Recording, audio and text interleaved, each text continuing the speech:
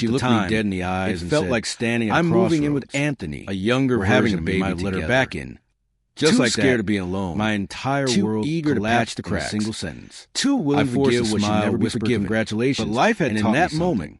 Betrayal doesn't happen in an instant. I canceled her engagement ring in whispers, returned her choices, and locked her out of every test of loyalty. There, 6 hours later, she was standing at my door, slides between sobbing, shaking, and Lena's betrayal wasn't just about Anthony. Anthony had already kicked her out. Every moment she looked at me. This is a story of how I decided I wasn't enough. Into the sweetest every time she chose secrecy over honesty. If you ever been betrayed by someone you trust, selfishness, if you ever want to see karma serve colder than ice, when someone shows you're in the right place, believe them. Make sure you smash that subscribe button, I walked away with, and stick with me, because revenge often gets painted as something dark. This story will prove that justice doesn't just wait. And yes, it strikes when you least expect it. If you let it consume you. I never thought in my case would come where in the face. Revenge wasn't about hurting Lena. For years, it wasn't even about hurting Anthony. Dreamed with her. It was about reclaiming my power. When I slipped that engagement ring onto her finger, powerless. I thought it was the beginning of a lifelong story. Makes you question your worth. Instead, your instinct. It was the beginning of a very nightmare I never saw coming. And the only way to heal her name was to take that power back. That's not her real name. But for yourself, for the sake of this story, canceling the ring, call her that. Returning the car. She was radiant. Changing the password. The kind of woman who could walk into a room, petty moves, and immediately pull everyone's attention without even trying. I am not your safety net. When I first met her, I wasn't the type of guy women usually notice. I am not the fool you thought I was. Focused on walking away when she working long hours. Building a final foundation for the future. Not rage, not cruelty, vibrant, adventurous, just spontaneous. Just to somehow she chose me. Or at least, you don't get me back. That's what I believe. Because the real punishment for someone like Lena isn't she made me feel like I wasn't just enough, or even reputation. I was everything. It's losing you. Her eyes would light up waking up every morning knowing that the one she'd tell me she felt safe for them, who believed in them, finally who would have stood by them. Those words hooked deep into my heart. Forever. And maybe they blinded me to the red flags it lingers. I should have seen all along. It festers. We've been engaged for 6 months. In the quiet moments of planning the wedding together. You had everything. I just signed the papers to finance a new car for her. That's karma. Nothing extravagant. Not fire from the sky. Safe, reliable, not instant lightning. Something she could drive to work without worrying about karma breaking down quieter, the freeway. Slower, and I also added her to my streaming. It's watching the seeds of selfishness my health plan to grow into because of my mind choke you. We were already family. As for me, but slowly, I don't live in bitterness. Small cracks. I don't check her social media. She became distant. I don't wonder where nights it used to be filled with laughter, or who Lena might be crying to at this point. Scrolled that part of my story is finished. She brushed off my questions in peace. I'm just tired. I've learned our once passionate conversations about the future. So if you've ever been betrayed, clipped replies, if you've ever been cast aside, humiliated, maybe it was treated like a stepping stone by someone you trusted. Maybe she was overwhelmed. You don't need to beg. But then there were the lies. You don't need to scream. Tiny ones at first. You don't need to prove your worth. She'd say she was working to someone who never saw it. But I'd see her tag in a friend's Instagram story quietly, at a bar. Steadily, she'd mentioned she was going to bed early. And you let karma. But I'd notice her active on social media sooner or later, at 2 a.m. always does. My gut and that's my story. That something was wrong. What about you? But I shut it down. Have you ever seen because admitting that she might betray me meant admitting that the life I'd built around her? Share your stories in the comments. House of cards. I'd love to hear. And then there was If you enjoyed this tale of betrayal, revenge, and just a friend of hers, don't forget to hit that like she'd known for years before me. And join me for more epic stories where karma every instinct can be recoiled. He was arrogant in that casual way. Like every conversation had to orbit around him. He'd make subtle digs at me, jokes that cut a little too deep. If I said I had a big project at work, he'd laugh and say, "Man, don't work too hard. Lena needs someone fun, not someone boring." He said it with a grin, but his eyes were always calculating. I confronted Lena once, asked her if there was something going on between them. She laughed, rolled her eyes, and said, "Oh my God, no, Anthony's just a flirt. He's like that with everyone. You're the only one I want." I wanted to believe her, so I did. For a while, things seemed to settle. We went back to date nights, planning the guest list, looking at honeymoon destinations. I let myself exhale. Maybe it had just been stress. Maybe we were fine, but I couldn't shake the unease. The late-night texts she'd tilt her phone away to read. The sudden trips with friends that never seemed to include me. The way her laughter over the phone sounded different, warmer, freer, like the version of her that used to belong to me. And then came the moment that shattered everything. It was a Sunday morning. The kind of morning where sunlight filtered soft and golden through the blinds. I was making pancakes, her favorite.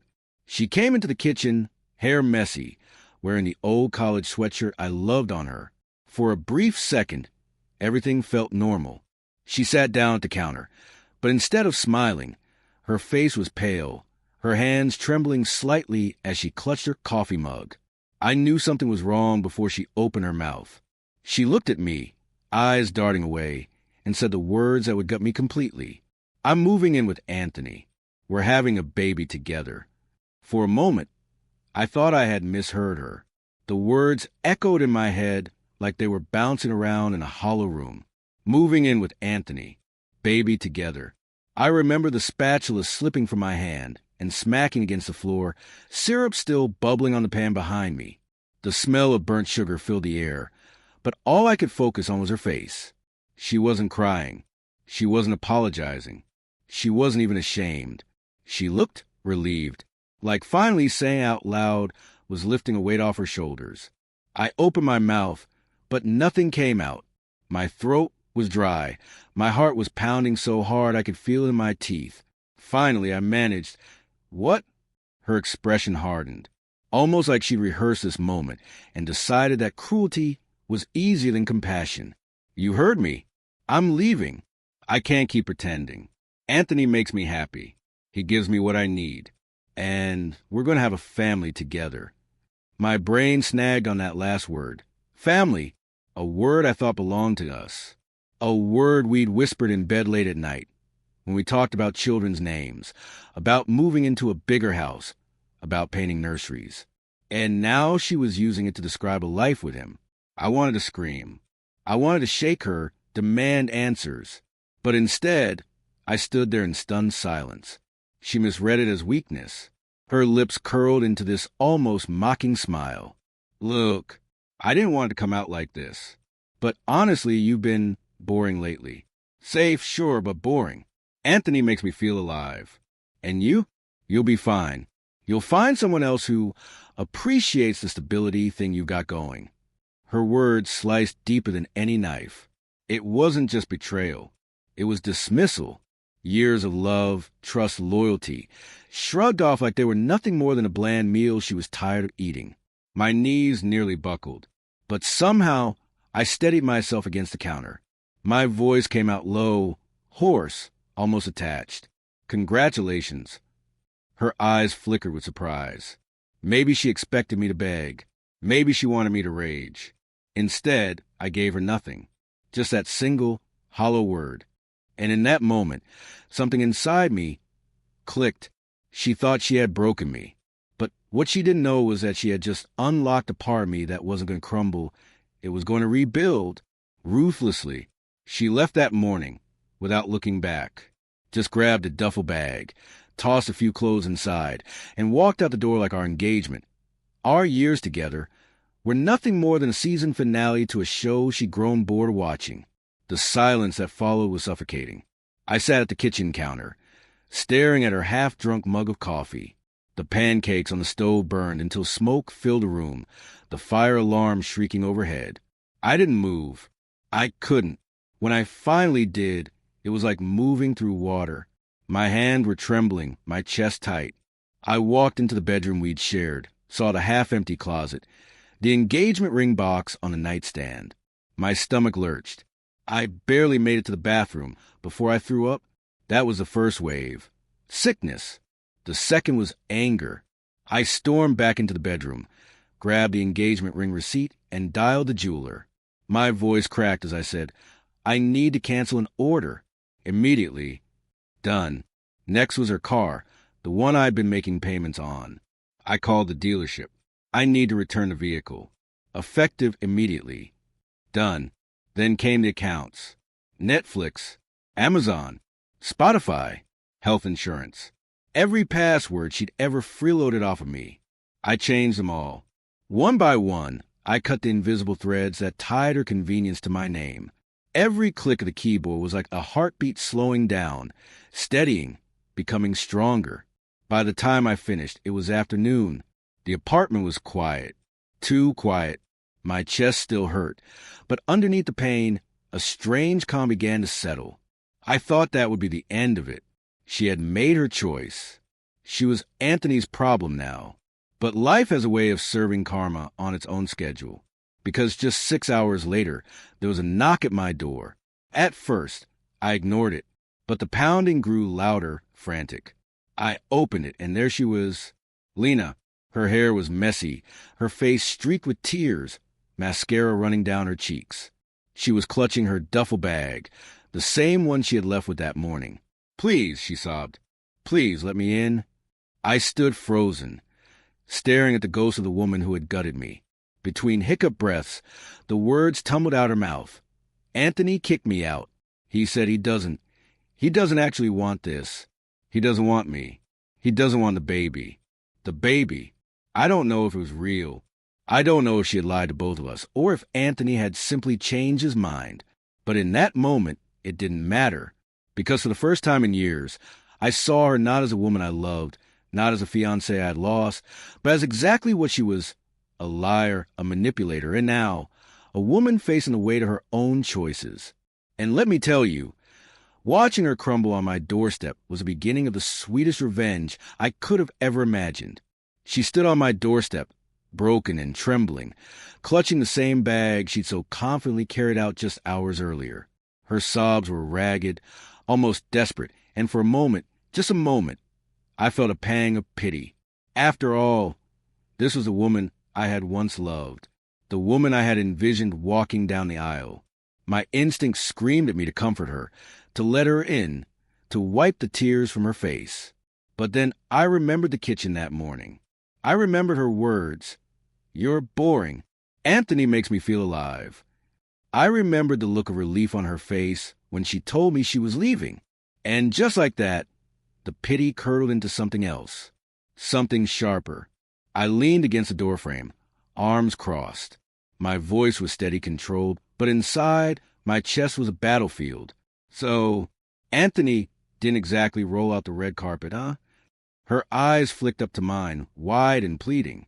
"Please don't do this. I made a mistake. A huge mistake. I thought he loved me, but he doesn't. He just used me. He said he's not ready for a baby, that I tricked him. He called me pathetic and threw me out." I raised an eyebrow. "And now you're here, with me." She nodded frantically. "Because you're the only one who's ever truly cared about me. Please, let's just forget this ever happened. We can start over. We can fix this. Start over." The audacity of those words hit me like a slap, as if love was a light switch she could flip on and off, as if the betrayal, the lies, the humiliation meant nothing.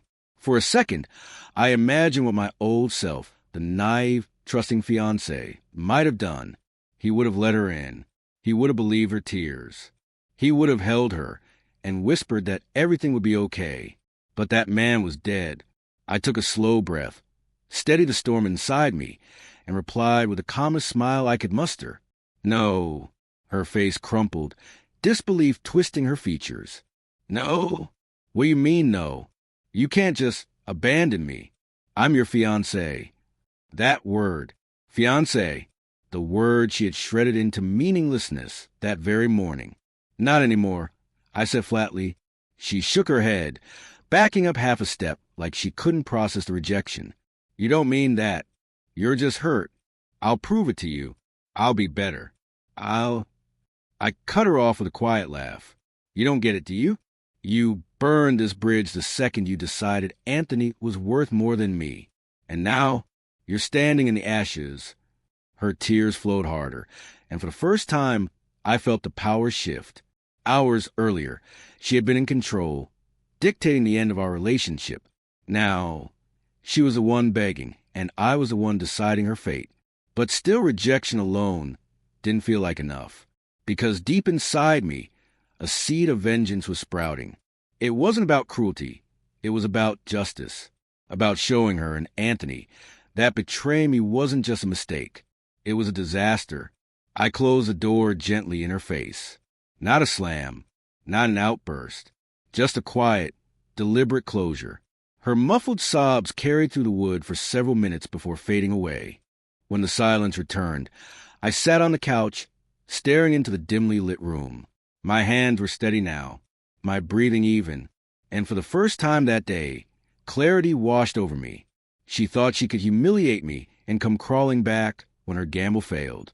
She thought I would always be her safety net. But I wasn't going to be her backup plan. I was going to be her lesson. That night, I barely slept. My mind replayed every memory, every lie, every moment of disrespect. It wasn't just the cheating. It was the way she dismissed me, the way Anthony mocked me behind my back, the way I had been cast as the boring one while they lived out their little fantasy. I realized then, the best revenge wouldn't be yelling or fighting. It would be control, precision, making sure she understood that in trying to upgrade, she had lost everything. So I began a plan. Step 1 was already complete. The engagement ring gone. The car returned. The accounts locked. Her conveniences cut off. She had left me thinking she was moving into a better life, only to discover that she was stripped of all the comforts I had quietly provided. Step 2 was exposure. Not in a messy, dramatic outburst, but carefully. Her family adored me. Her friends respected me. Many of them had questioned Anthony's influence from the start. I knew that if I told them the truth, not with rage, but with calm finality, they would see her for what she really was. And she would lose the social safety net she thought she could lean on. Step 3, well, that would come later. But it involved Anthony. Because men like him don't stay loyal. He was already done with her after one day. I wondered how many other women he was entertaining behind her back. And if I could uncover that truth, if I could hand her the undeniable evidence that the man she betrayed me for was nothing but a liar and a cheat, that would be the final nail in her coffin. As dawn broke, I sat at my desk with a notebook open, sketching out each step, each move, each possible outcome. My heart no longer felt like shattered glass. It felt like sharpened steel. And I promised myself, this wouldn't just be about revenge. It would be about reclaiming my dignity, my strength, my story. Because Lena thought she had written the ending. But what she didn't realize was that I was just beginning to write the sequel. The morning after Lena came crying to my door, I woke up with an unusual calm. The kind of calm that comes not from peace, but from purpose. I wasn't the victim anymore. I was the architect. I started small, almost surgical. First, I texted her parents. They adored me, saw me as a stable, respectful man who would build a good life with their daughter. I typed out a message, every word chosen with care. I thought you deserved to hear this from me. Lena has ended our engagement. She's chosen to move in with Anthony. I wish her the best, but I thought you should know. No bitterness. No name-calling. Just facts. Within minutes, her mother called me. Her voice was trembling with confusion and disbelief. What do you mean she's moving in with Anthony? I thought you two were happy. I explained gently without theatrics. I told her the truth about the baby. I told her about Lena's decision. And then I ended with, I love and respect your family too much to involve you in the details. But I thought you should know from me, not from rumors. Her mother's silence spoke volumes. Then a soft, broken whisper, I am so sorry. She's making the biggest mistake of her life. By the time I hung up, I knew that step 2 had begun. The quiet dismantling of Lena's image. That afternoon, I reached out to 2 of her closest friends, women who had always been skeptical of Anthony. I invited them for coffee. I didn't rant. I didn't vent. I simply laid the truth on the table, showed them the text Lena had sent me confirming she was leaving, and let them draw their own conclusions. By the time the lattes were half finished, they were shaking their heads, disgusted. One of them muttered, Unbelievable. She's throwing everything away for him. Exactly. Word spread faster than I expected. Within days, I started receiving sympathetic messages from people in her circle. Colleagues, distant cousins, even her older brother, who had never particularly liked me, texted, She's lost it. You didn't deserve that. You're better off without her. Every message was another stone pulled from the crumbling foundation of her support system. But I wasn't done, because while her world was collapsing socially, I wanted to make sure Anthony's mask came off too. I began watching his social media like a hawk. Instagram, Facebook, even the shady corners of Snapchat where his ego leaked out. At first, I didn't see much. Just the usual bravado. Pictures of him at bars, gym selfies, the occasional motivational quote about living life to the fullest. But then I noticed a pattern. A series of late-night tags from different women. Always the same bars. Always the same routine. And then, one evening, the jackpot. A public post from a woman named Casey, tagging Anthony in a photo caption, "Last night was wild winking face." I clicked. Her page was open. And it didn't take long to find not just one, but multiple posts spread over weeks. Different outfits, different dates, same implication. Anthony wasn't just cheating on Lena. He was a serial liar. I saved everything. Screenshots, dates, context, evidence so airtight it couldn't be denied. Now came the tricky part. Timing. If I played this too soon, Lena might dismiss it as me being petty. If I waited too long, she might find her footing again. No, I needed to strike when she was at her most vulnerable. And that moment came faster than I anticipated. One evening, around 9 p.m., my phone buzzed. It was Lena. "Can we talk?" I stared at the message for a long moment. The old me might have rushed to her side, but instead I replied, "About what?" She answered, "About us. Please. I know I hurt you, but I still love you. I want to fix this." I could almost hear the desperation dripping through the words. So I agreed, not because I wanted her back, but because this was the stage I needed. We met at a quiet cafe the next day. She looked different, paler, thinner, as though the weight of her choices had physically drained her. When she sat down, she reached for my hand. I pulled mine back. "I don't think you understand how badly you hurt me," I said. Her eyes welled with tears. I know, and I hate myself for it. Anthony isn't who I thought he was. He lied, he used me, and now he's gone. But you're the only man who ever truly loved me. Please, can we try again?" That was my cue. I pulled out my phone, opened a folder of screenshots, and slid it across the table. She blinked confused, then began scrolling. Her lips parted. Her face went pale. The blood drained so quickly, I thought she might faint. Photos of Anthony with other women. Flirty captions. Public posts mocking relationships. Evidence stacked on evidence. Her hands shook as she whispered, "Oh my God!" I leaned back in my chair, voice calm, almost gentle. "This is who you left me for. This is the man you thought was worth destroying us. He didn't just betray you. He made a fool out of you, and everyone knows it now." Her composure shattered. Right there in the cafe.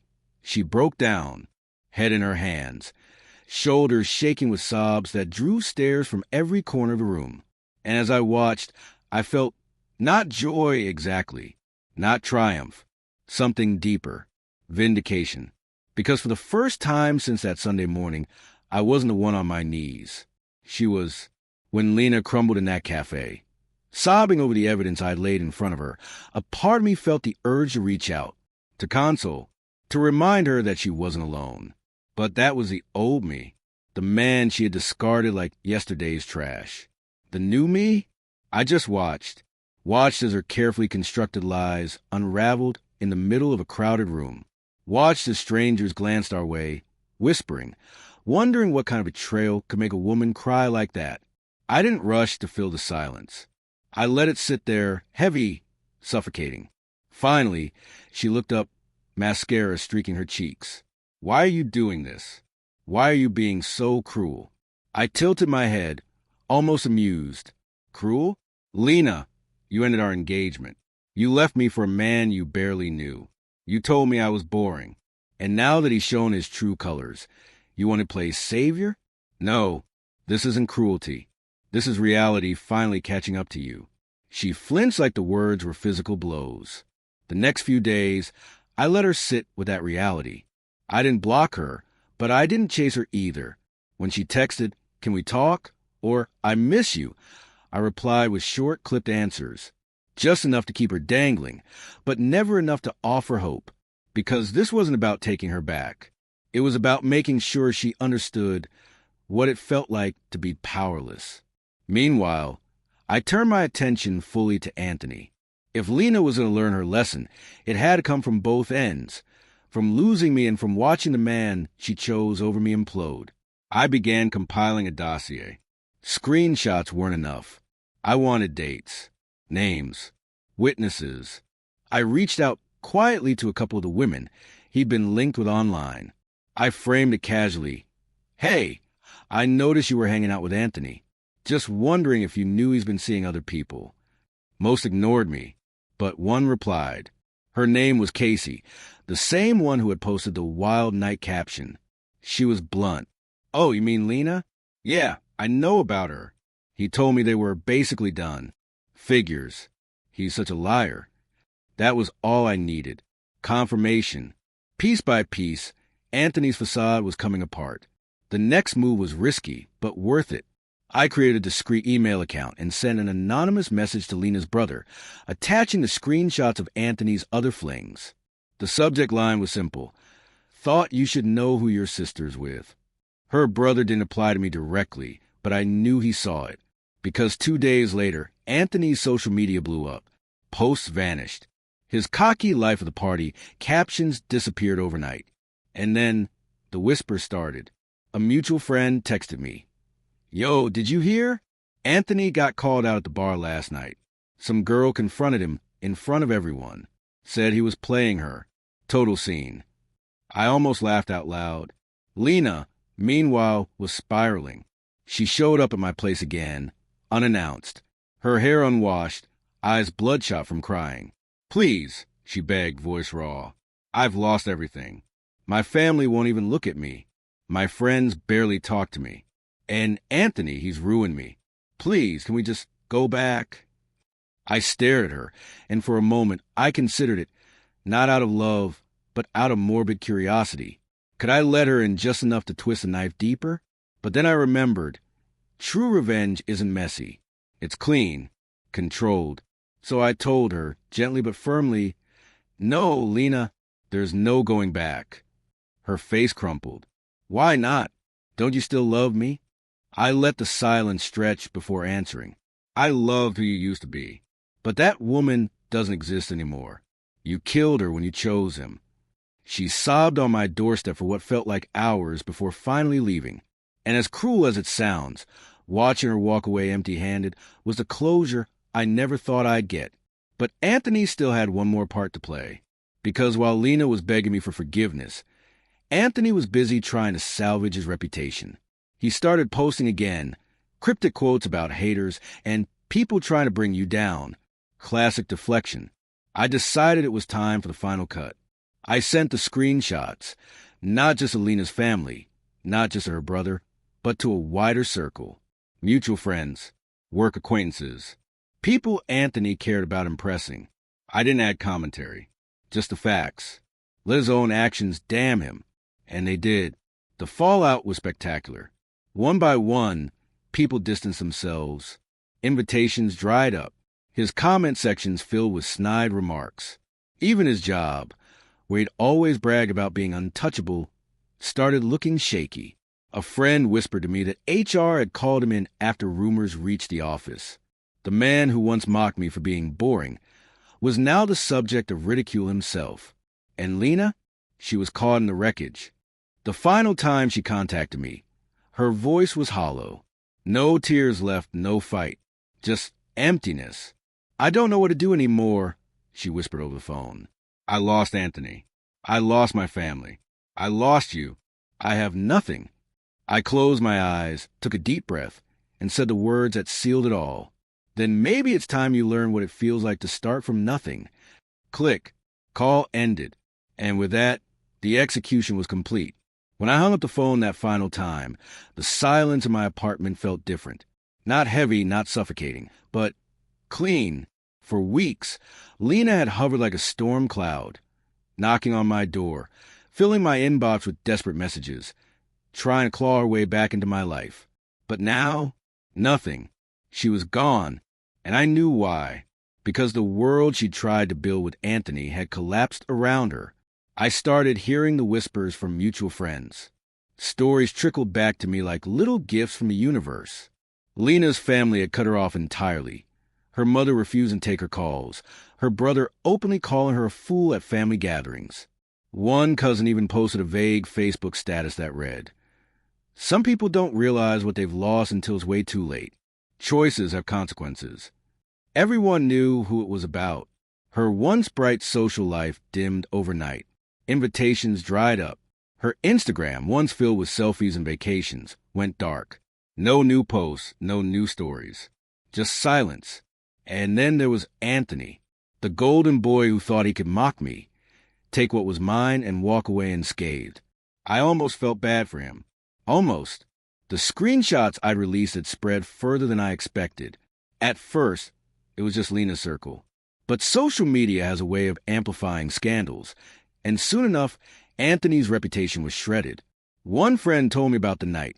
He walked into his usual bar and got booed. Literally booed. Someone shouted, "Hey, where's your harem tonight?" And the whole place laughed. Another whispered that his job had finally had enough of the drama. They didn't fire him, but they demoted him, pulled him off client-facing projects, citing professional concerns, which in corporate language meant, "We don't trust you not to embarrass us." The man who once bragged that he was the life of the party now couldn't even show his face without ridicule. But the sweetest part? He didn't just lose his image, he lost Lena too. Because as much as she had begged me, as much as she had sobbed at my door, even she eventually realized Anthony wasn't coming back for her. He had moved on faster than she could blink. The man she had gambled everything on had tossed her aside like a toy he was done playing with. And there she was, homeless, friendless, cut off from family, rejected by both men she thought would catch her.